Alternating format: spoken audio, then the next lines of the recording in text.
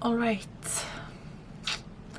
I thought I would do this video talking a bit about how to nurture your Chiron, how to nurture your inner child, and how to basically start a relationship to your inner child. So the first thing I would say is to realize who your inner child is. Creating this relationship with your inner child like it would be any other person. And that would mean that you need to start to remember your inner child. Since a lot of times we have a lot of triggers connected to the inner child and a lot of shame. They are a bit suppressed and have a lot of shadow sides, since there is aspects of the personality of the child that were more praised and others who were more shamed. And this means that we don't see the inner child that we have for what it is. We maybe don't recognize the specific patterns that we had once, and then maybe we were experiencing something that made us really change who we are because we were shamed, and that shame created and changed our personality. So firstly, you could start to get a grip on who you were as a child, and this really helps if you look at your childhood pictures.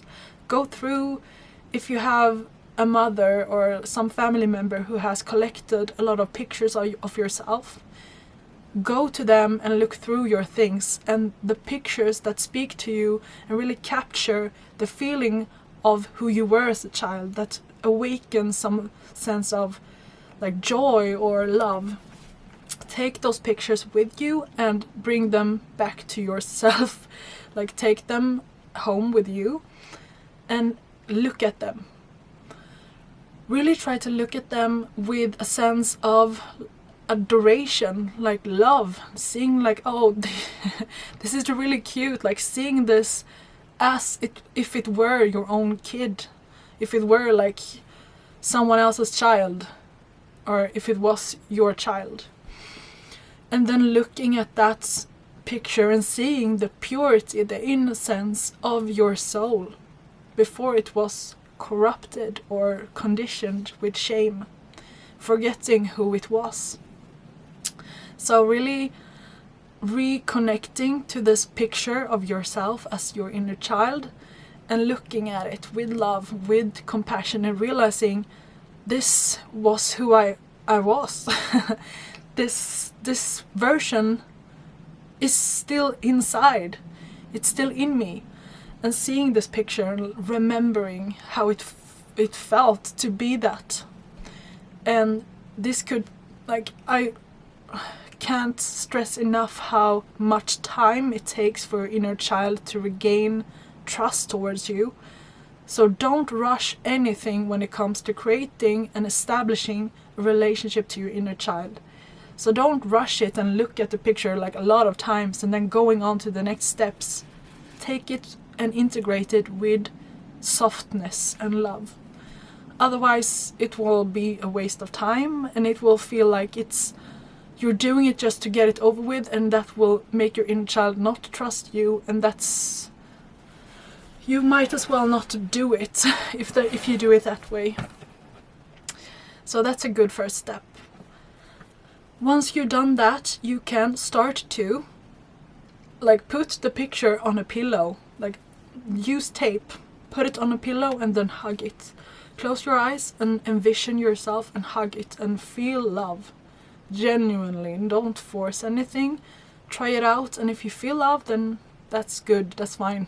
But just this projection of yourself, of your inner child on this pillow and then hugging it can be so healing. And it can help if you create an atmosphere of love and this ritualistic space where it feels safe. You can put on healing frequency music in the background, and you can light candles and de-stress. Don't do this right after you've been at work, for example. This will not work if you do that. It needs to be this softness again. You need to like let it be like how it's supposed to be. So having this ritualistic, safe atmosphere and doing this practice. Another thing you can do, because everything is about how you would approach a relationship with any other creature, basically, that you want to relearn or reconnect with. You could write a letter to your inner child. Addressing it as a separate entity is very helpful, as we're like a pile of emotions from our memory, and it's hard to sometimes realize what we are, since it's very hard to understand time, understand that we're not the same now as we were 10 years ago. It's very hard, a very hard concept for a conscious mind to understand our differences, our different areas, or no, our different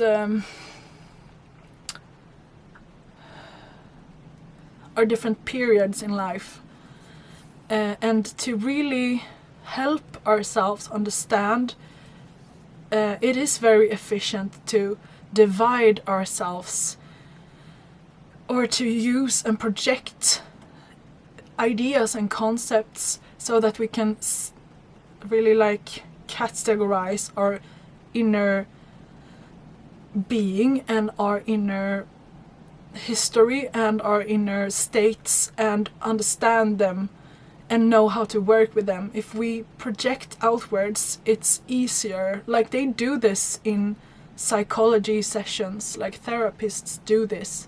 Think about how when you give your best friend relationship advice, when you hear about her or his relationship issues, it's very easy to like think logically and see where stuff goes wrong, where they don't see eye to eye on things, because they're both probably triggered and unconscious in their behavior and just going on emotions. Since a romantic relationship is very emotionally based, it's very easy to give relationship advice when you're a third party looking in. But when it comes to yourself, you probably have exactly the same issues in your own relationship, but there you can't really think that logically. You're just reacting and getting triggered. And that is basically the same. If you look at this from an objective point, you project your inner child and your experiences from a not triggered state when you're just reacting from emotions. If you treat it as a separate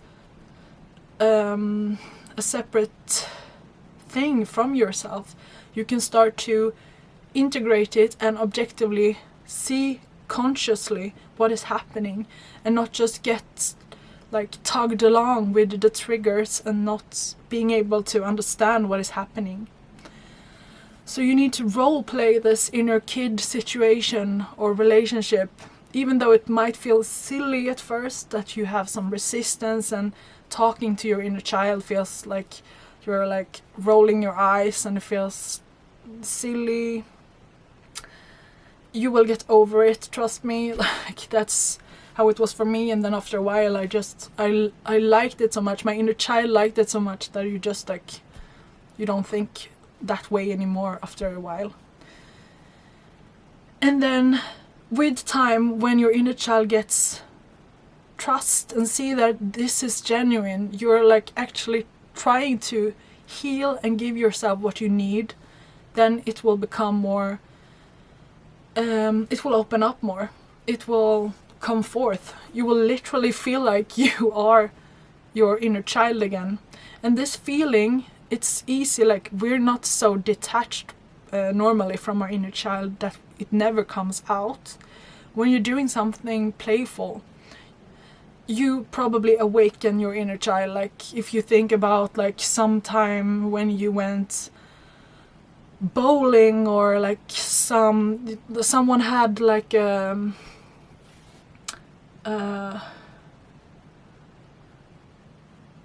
someone had, I can't think about the English word now. Someone had like this trampoline, and some kid had a trampoline, and you started jumping on it, and then like it awoke this like giddiness. That is your inner child coming out. Like that's when you give it the joy and playfulness that it longs for. So it is there, but probably doesn't get a lot of screen time. So writing a letter, it likes attention, it likes to be seen. All the things that you think how you would want to be as a parent, that is what you need to give your inner child. So that is another exercise you can do. Write a list of the aspects that you want your ideal parent to have. Like write a list of every, like being heard, being seen, playful, loving, accepting, everything, and then read it and then know that this is what your inner child wants. You can have play dates with your inner child. This might be a bit advanced because it might trigger you a bit at first, and you might get like the Saturnian, serious, like not wanting to be shamed might come forth, and you won't be able to really enjoy it because your inner critic is judging you. But if you can do this, you can reach your inner child and schedule times that you schedule for play. That is also something that your inner child probably will like. And that can be anything from like just like going to an arcade that have games, do like board games with your partner, doing charades, like watching some Disney Channel series or like a Disney Channel classic, or listening to music that you liked when you were a child, or playing with your old Barbie dolls or whatever. Toys can really awaken the inner child, so that can be another thing that I've also done, that you can go to a store for kids and then say to your inner child that it can have whatever it wants from your it can have whatever it wants from the store, and you will buy it for them.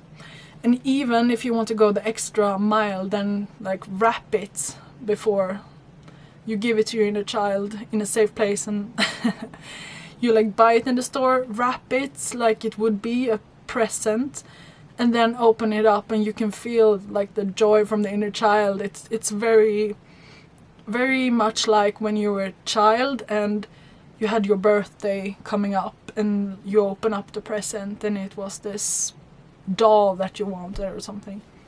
You can also have this constant dialogue with your inner child. Like when you're home alone, talk out loud to your inner child. If you feel, this is also a bit advanced, but if you feel anxious, like put a hand on your heart and on your stomach as well. Can be good to center yourself and then just reassure your inner child that I'm here, you're safe. And then looking around as well at where you are to really like take in your environment, because maybe you're too much in your head.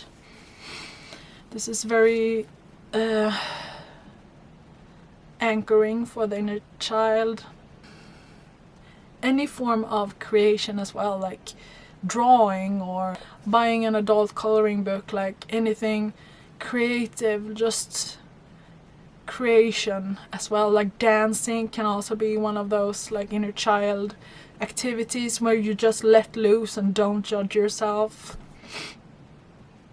Just really like prioritizing. That is what most parents, or no, that is what most children want from their parents. They want quality time, and that is what is the most healing.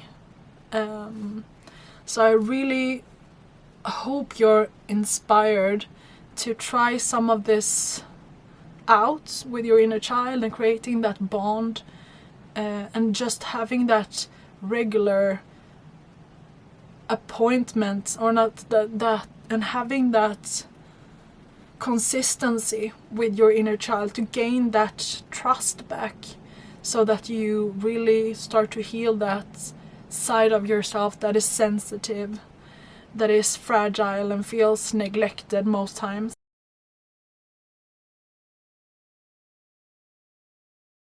I hope you enjoyed. Thank you for watching, and I'll see you in the next video.